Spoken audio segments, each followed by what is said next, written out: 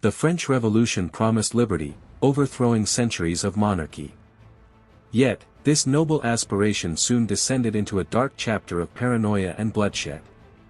This is the story of the Reign of Terror, when the revolution consumed its own children.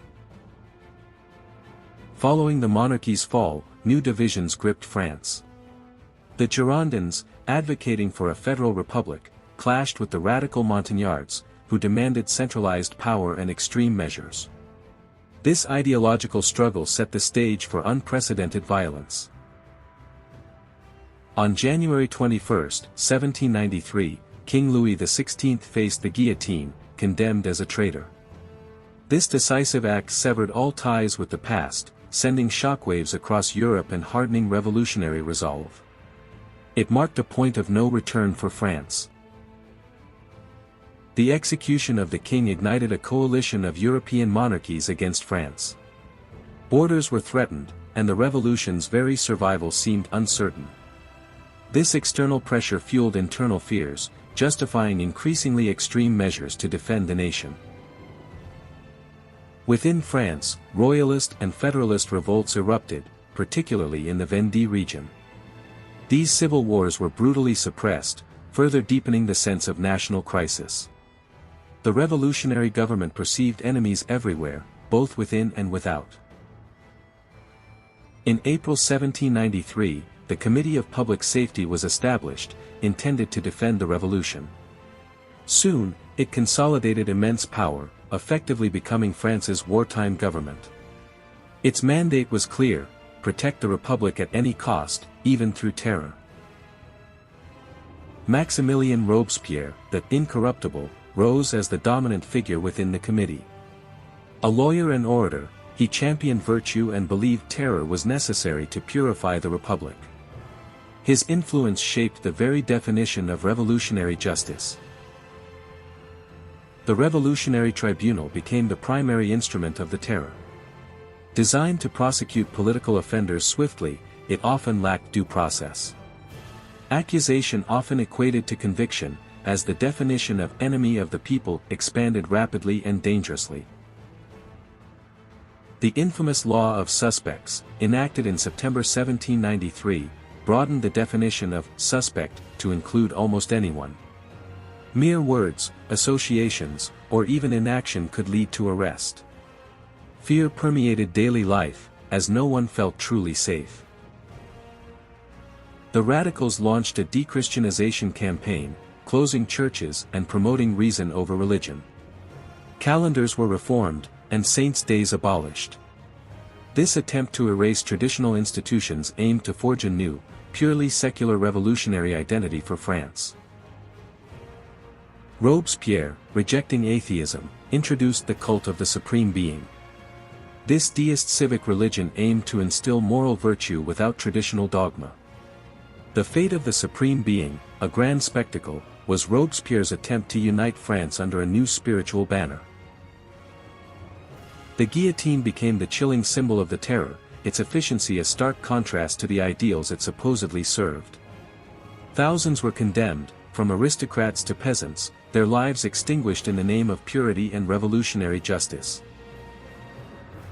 The first major purge saw the Girondin leaders condemned and executed. Their calls for moderation and decentralization were deemed counter-revolutionary. This act solidified the Montagnards' control and signaled that no political faction was safe from the terror's reach. Next, Robespierre turned on the ultra-radicals, the Hebertists, who pushed for even greater de-Christianization and social upheaval. Their execution in March 1794 demonstrated Robespierre's determination to control the revolution's direction, silencing voices he deemed extreme. Georges Danton, a powerful revolutionary figure, advocated for a relaxation of the terror. Robespierre, fearing Danton's influence and perceived corruption, swiftly moved against him.